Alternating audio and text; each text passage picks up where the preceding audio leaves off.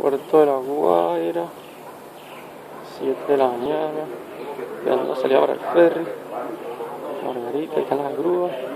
Y bueno, tremendo panorama, tremenda vista, aquí están los remolcadores. Y el Puerto de La Guaira con sus grúas, sus caminadores y las lanchitas pesqueras. Saludos desde Venezuela, bendiciones para todos. Yo hice un kilo de arroz y un cartón de huevo y así lo comimos.